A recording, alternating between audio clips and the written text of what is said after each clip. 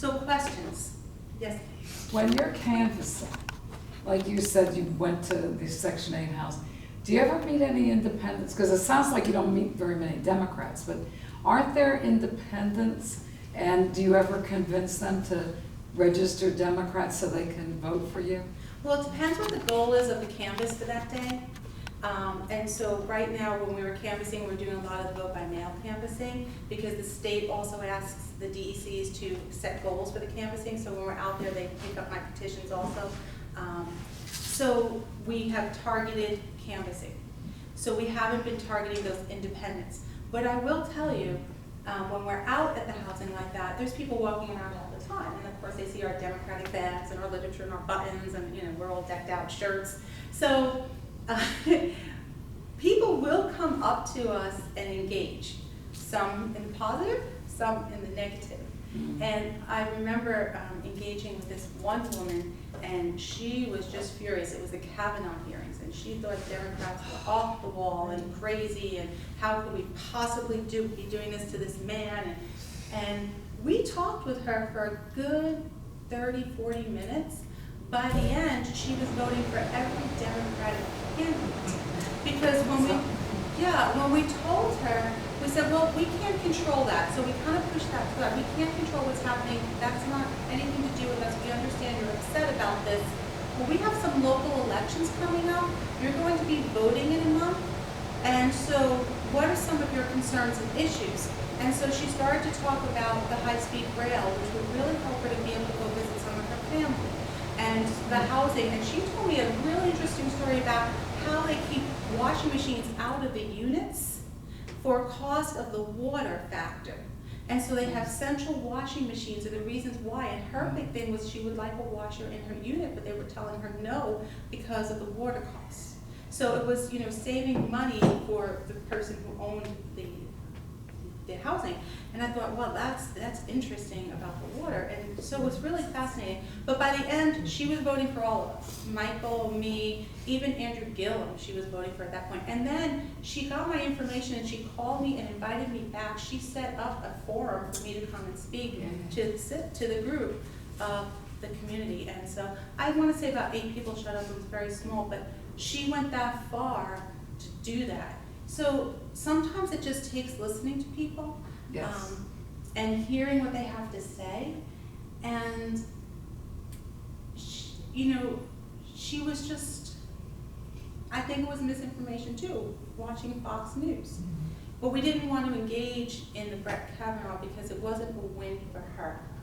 But we do meet other people, like the other gentleman, like I said, who I met, whose door I was not supposed to knock on. And sometimes I'll just go down and go and knock on doors. But it also depends on what our mission is at the time. So I have not been out to canvass specifically to try to flip any independents. Earlier this year, Bob Berg, God love him, he's the most wonderful guy, convinced me that I should go out and knock on no party affiliated, or some people call them independents, even though they're really no party affiliated voters, to see if there was any chance we could flip anybody. I went out 3 or 4 days and we knocked on many, many doors, and they would answer their door and we would give them our spiel about, you can't vote in the primary if you don't pick a party. We had several who said, I have already changed my party. And we had others who said, I will vote Democrat, but I'm not going to register. We did not convince one person to change their party. And we worked really hard to do it. That's very interesting. Yeah. I think of all those postcards that. Okay. A lot of independents that I talk to, they're just so angry with the system, the entire system.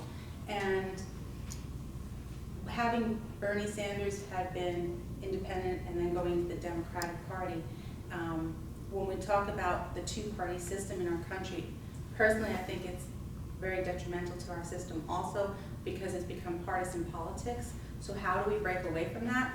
And there are 2 things that I think that the Congress needs to do immediately when we get there. The first one is you have to allow the minority party to introduce bills to the floor, no matter who the minority party is. Because right now, we're almost at a 50-50 split. I mean, look at the Senate and how we're so close to where our numbers are. You have to allow engagement in the political process for everyone, whether you're the majority party or the minority party. So allowing bills to come to the floor, if the majority party, for every two the majority introduces, the minority must be able to introduce a bill. At least that would move bills through the Senate and the House. We have stagnated legislation in our country because of that. So that might help. That'd be good. The second thing that I think that we should do is when we are elected, I think that we should all resign from our political party and register as an independent while you are serving in office. Because you are not representing a party, you are representing the people. And so I think that is very important that when you see bills go through, maybe people then wouldn't see an R or a D after that, or an R or a D after your name. They would just see a name and they would listen more to what you are saying. Because the more people I talk to without saying party, I get support from. But when you say party, immediately it's just like a turnoff. And it can be either way, you know, whether you're Democrat or Republican. So I think that those are two things that would help move things along. But right now, and I don't, somebody said, well, you know, what if the Democrats get into power, then the Republicans get to introduce legislation? I said, yes. You've got to allow that, because when you shut people out and you don't give people a voice at the table, that's when you have people getting very angry and feeling like they're not a part of the system. Has that helped to lead to a rise to Donald Trump? It could be. But, you know, part of me agrees with you. But what you find, though, is that if the Democrats put forth a bill, the Republicans, they could partake of it. They could go in and say, okay, let's talk about how we can make this bipartisan. They could put in their ideas about it, but they absolutely refuse. They refuse to be any part of a bipartisan, for the most part, legislature that's put forth. I mean, so while I agree with you, and it probably is a good idea, you know, they're not actually stopped from participating, because they could participate in any bill that's put forth by the Democrats. They could. They Right. could. But They choose not to. Right. So, but if we could get stuff to the floor, Mhm. people are going to go on the record for voting. If Mitch McConnell could not stop legislation in the Senate, people would go on the record for voting. So you can't come out and say, well, nothing's been done. What was it that Trump said? I'll put legislation on my desk tomorrow, the State of the Union. What was the bill he wanted about the health care? And the Congress said, the Democrats said, we have it. It's sitting on Mitch McConnell's, it's not moving. Because Trump's like, I'll sign it tomorrow, and it's like, it's there, but it's not going anywhere. At least it would put people on the record, whether the bill got voted up or down. But the other thing that needs to stop is they have to stop having riders on bills. You can't attach a rider on every single bill. I mean, a bill should be clean and clear, it should be clean bills. Yes. You know, you have one piece of legislation, it's about this, and that's what should be voted on. You should not be adding all these riders to it. I thought it was, now this is a total aside, the bill that would provide some economic relief that was put forth by the Democrats in Congress for, you know, what's going on with the coronavirus, the Republicans won't participate in it unless there's a rider or something that has to do with cutting off all funds for abortion. That's what so they don't want to participate in it or vote for it unless they can include their part. And that's what I'm saying, you need to have clean bills, you cannot have any more riders on bills. You know, and those are a couple of things, but these would be major fundamental changes in the way Congress is operating right now, and it scares the establishment to have somebody like me to come up and say these kinds of things because it takes the power out of their hands. And so it's a power struggle right now. And it's about retaining that power and what they're getting from that power instead of giving up some of that and understanding that we are in this together and we are a shared group in this together. And I think it's a whole different mentality. Sometimes my mindset, my dad is my biggest, he's my biggest supporter, but he's also my biggest proponent, and like he will argue with me every single point, and he'll, you know, he's always like, it'll never change, but you know, but he supports me, and he's like, if anybody's gonna do it, you'll do it, because I would never shut up about it. I also think that we have a different group of people running now. I think that people have become engaged in a different way, and I think that you see that sitting here in the different groups and you're involved in. And if Donald Trump has brought nothing else out, he's brought a different group of people into engagement and activism in our country. I don't think Dee would be running, but I wouldn't be here. So it's brought a different group of people who have, I think, a different passion or a different reason for pursuing public office. I know I'm pursuing public office for the benefit of people because I want to serve. And those are my reasons for pursuing public office, many of the same reasons I love teaching and the foundation of what I do. So just service of others. Yes. I've never heard anybody else propose that idea of legislators having to put down their party and become independent when they walk in to legislate. And I think it's great. I worry a rose by any other name, like, and you can take that away, but still, would it be as partisan when it came down to it as it is now? I don't know. All I know is that when we label things, we tend to pick up those labels. Yeah. And we tend It's to live great. by them. So if you try to drop your labels, it's kind of like dropping your pretenses and dropping your defenses and just coming forth. Well, if nothing else, it reminds the legislators that they're there for the people and that it's not a partisan play, which is what it is Right. now. You know, Daniel Webster is the one who made me think about that. Oh. Because when we were in Citrus County, part of what he said was he was there serving the majority who elected him. And I started to think about that when I went home, and I thought, you're not serving everybody then. Yeah. How do you just say you're serving the majority that elected you? You serve everybody, and you have to listen to everybody, and everybody has their beliefs and their tenets and their ideas that you need to respect. And there's a reason for their beliefs and tenets and ideas, even if it's a reason of race or segregation. You bring it forth to the table and listen to what somebody has to say, and understanding is the first step in overcoming that. And not agreeing or saying that you're right or what you're doing, but what are the reasons behind it. And I remember when we had a gang for a long time ago, this group of kids in the school, and you know, they were like, what's going on? You know, the reason gangs form, this is all psychology. Gangs form is because they're looking for a family unit. They're looking for somebody that they can call their home and their family, and they're not getting that somewhere else. So where do you find that support? Where do you get that from? And that's where I have this whole plan on education too, but I know you don't have to sit here and listen to this. But that's why I loved Elizabeth Warren. She had a plan, and that's what I loved is, you know, she thought things out and she was ready to act and take action. And so, you know, I have plans and I have ideas, and you know, can we get those ideas done? But just one step at a time. First, we're doing petitions, so we're all about petitions. We'll get those for you.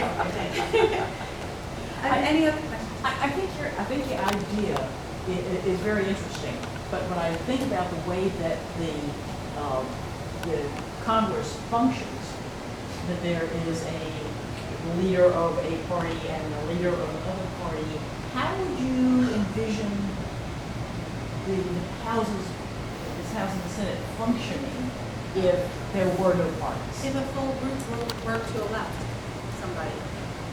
And then that would eliminate two parties bringing bills to the floor. So maybe blue bills come to the floor through committees. So each committee is representing bills, and they come up through the committee, and the committee presents. And you have two leaders on the committees. Because something's got to give. You know that our legislation is stalled, what are we, in the last 30 years? And it was really, what was fascinating was starting with Newt Gingrich is where we had this division of partisan politics really start to emerge and just become more and more divisive. And now it's pinnacle, and Mitch McConnell. I don't know what his motives are. Well, power, money, I'm not really sure truly where his belief system lies or his motives to keep going forward with what he's doing. Because I don't know, if you're really a religious person and you believe in his fundamental values of your religion, could you be doing some of these, I don't know, supporting something? And his wife is off the chain. I don't know if you watch it, this is a whole other thing. Secretary of Transportation. I don't know if you know, his wife is Secretary of Transportation and what's going on in that office, but that is a whole other congressional investigation that should be going on. Not only the contracts that have been given to metropolitan states, but just her actions with her family. As her family is a Chinese a shipping conglomerate, and she's Secretary of Transportation. Her family has grown exponentially through her cabinet position, and she's kept a really low profile. But she's another one that should really, if they start investigating some of her contracting, I think. Did you say they are investigating? They're not. They're not? He won't allow it, Mitch McConnell. They are not. And she Something's has, very wrong. Of course. He's protected.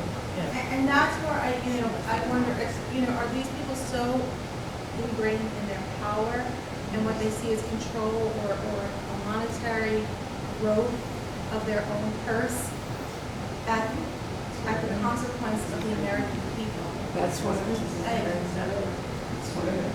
But why doesn't everybody see that? I don't know. You know, like we can see it so clearly. I don't know. Because why? They watch Fox News, that's all they watch. That will never be. Is it all Fox News? A lot of it. I bet it So is. much. I There's know. a lot of people that's the only place they get information. And I've heard story after story where people got off Fox News and have changed, but fundamentally did 360 getting off Fox News. I was sitting next to a gal that was postcarding a couple of weeks ago who had just changed from the Republican Party to the Democratic Party. And we were talking about something, and I wish I could remember exactly what the topic was. But we were talking about something, and she looked at, and I said whatever the truth was, and she said, "How do you know that?" Or "Is that so?" And I said, "Yes, it's so." And so we started to talk about it, and she said, "You didn't know that." And so it occurred to me at that time that if you have people that go from Republican to Democrat, not only do they have to embrace our beliefs, but they have to unlearn whatever they've learned on Fox News. They have to unlearn it before they can learn it again. So it's really quite difficult for a lot of people to accept it, because then they have to leave those beliefs behind before they can embrace our kinds of things. No, she stopped watching Fox News. It was after she saw Adam Schiff present at the impeachment trials. She said he was so articulate and he told the truth, and that was the first time she ever heard, I guess, a Democrat make a sentence. And what it really kind of enlightened me to think that there's this whole belief system that they have to leave behind before they can embrace our belief system. It's tough. It is very, very tough. And so many Republicans I know who are vested in the stock market for their retirements. And they talk about, all I care about is the stock market. The stocks are doing well and Trump's doing well with the stock market. I'm staying Republican. And so they have a one long issue there. It used to be the abortion was a one long issue. Now it seems to be the stock market is a one Well, you've got the stock market for those people who have money, and you've got abortion for the fundamentalists, and Kill babies. so a lot, Yeah, but a lot. if you talk to some Republicans long enough, I'm not broad brushing, I'm just talking about some of the ones that have civilly discussed things with me. It gets down to those issues, and it really also, we got to keep America great again. And I said, well, what does that mean? And if you let them talk long enough, it means white male Christian. Yes. And they can't say it. They know, because it's like, well, you're not that, you're not that, you're not that. So, and I said, so you're pimping yourself out to make more money in the stock market and selling your soul to somebody who's immoral so that you can keep America great as it looked in 1789, as it looked, because it was the landowners and the males that voted, and the women weren't voting, the minorities weren't voting, and that's really what they need. If you let them talk long enough, that's what they need. So that's the other issue. It is interesting when you let somebody talk long enough. And there's no changing that. No. Well, that's the whole thing. that really upset me with Elizabeth Warren, with Amy Klobuchar, with Kamala Harris, is you have these strong, brilliant women, and they got almost no media. And once Mike Bloomberg entered the race, it was like he was the only one running. There was nobody else. And it's funny because my students in school, I watch world news with them and we talk about world news, but the kids, all they knew was Mike Bloomberg. And they said, oh, he's on every YouTube commercial. You know how YouTube will play a commercial and everything, or Netflix has whatever they have, any commercial anywhere was Mike Bloomberg. So all the kids were like, Mike Bloomberg, isn't he running? And I'm like, do you know who he is? No, we see all his commercials though. You know, he sounds really good, Mike Bloomberg. But that's all they knew, but that's all the media knew also. And I'm not talking Fox News, I'm talking CNN, MSNBC. They only knew Mike Bloomberg. And every woman's name, if you watch the news for like 3 weeks before, all of a sudden Elizabeth Warren drops out the race and everybody's like, oh, Elizabeth Warren, she was so wonderful. She was right for 2 nights, they covered Elizabeth Warren. I'm like, well, where were you the last 2 weeks? 2 years. I didn't even Years. 2016, Trump just sucked the air out of everything. And that was because, again, ratings. It was ratings. They did a statistical analysis. 92% of his airtime was free airtime. And that was because you never knew what he was going to say or what he was going to do. So it was sensationalist news, and so you got people watching because what was Trump going to do at this rally? You know? Who was going to get hit or punched at this rally? And so they covered him 24/7. It was like no one else was running. So, you know, I really wish the media would take a good look at itself. And it gets me so angry sometimes to hear the media talk about the issues that they think are important. The people that they think, you know, they're talking to for electability and such. Because I really think that they have set a tone for the American people. If you watch, you know, all the news channels, and it's not just Fox. I mean, I see it in MSNBC, I see it in CNN. Instead of doing a base coverage without an opinion or a commentary on it. Dana, I agree, but I have a little bit more faith in the American people since Bloomberg did not win any elections, and since it was bombarded, the news stations and kids and Yahoo and everything, it bombarded the media, and he still was not elected. So that gives me a little bit more faith in people. What gives me faith is that Hillary won by 3 million votes. that always pushes me. Right, and that's a push too, to get rid of this electoral system and go to a popular vote, protecting our elections, our voting systems and all that. But that always brings me hope that Hillary did win by 3 million votes. And so I always think about that whenever I get down and out. But it was kind of depressing to see that of these strong women. And I read a lot, and I know a lot of people say, oh, Warren, it's not really like that. But I think that Dee can vouch for it too, being in it now. There's a whole different mentality of seeing a woman run for office, of seeing a man run for office. And Gary McKechnie was wonderful. I loved running with Gary because Gary, he would always go up and he would talk to me about it. Who is this? Gary ran for state rep, Senate in 2018. And if you go online, you'll see him, his posts and everything. He's fabulous.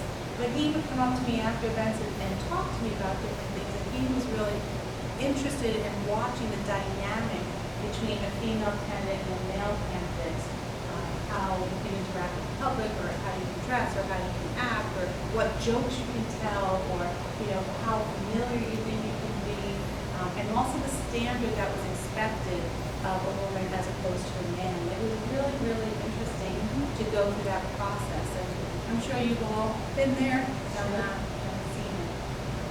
I always say in the school system, what male teachers can get away with in their classrooms, kidding around with the kids. You know, I see some of the male teachers just like, bash a kid or do something, right?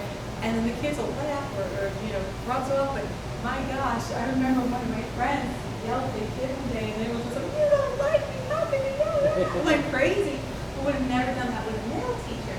So the interactions are so interesting with the nurturers and as opposed to being the males. That is fundamental though. I mean, we've been involved in this for thousands of years. It's not something that's just going to go away in our nature. So, but it's interesting to know. great experience. I don't know if it's just me, but I did see a lot of Elizabeth Warren on Rachel Maddow, on Lawrence O'Donnell, on shows like that. Before Michael Bloomberg got into the race. I thought there was a more even coverage of the candidates.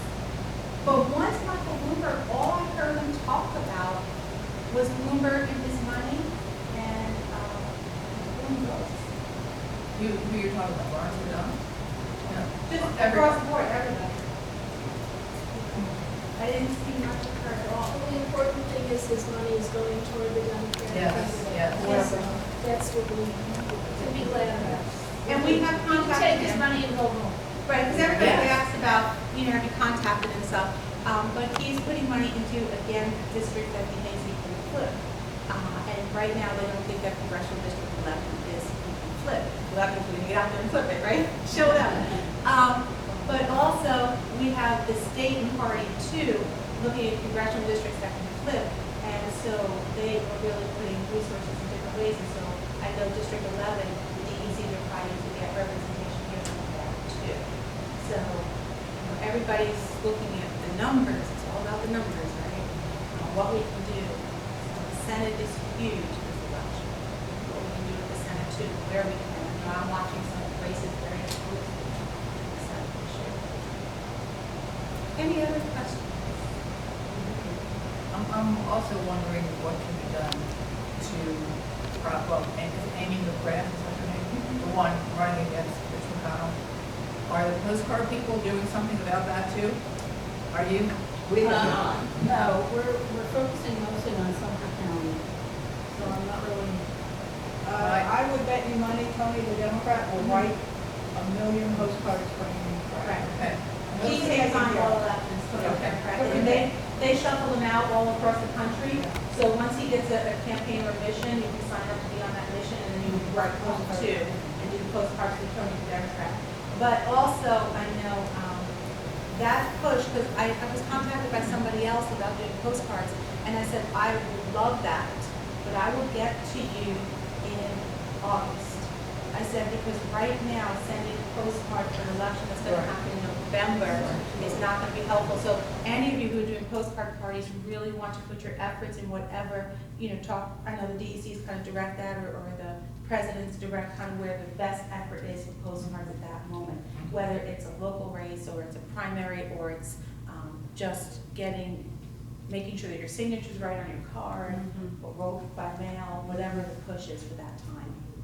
But what we're doing too is stockpiling, and this is so critical because we can't write them all at the last minute. Right. So we have to have them all ready to go, and then the addresses and stamps go on That's a right great before idea. we send them. Yeah, I didn't think about That's what that. we're We doing. have thousands of them. Thousands. We have Just thousands, waiting but we for need the- thousands more.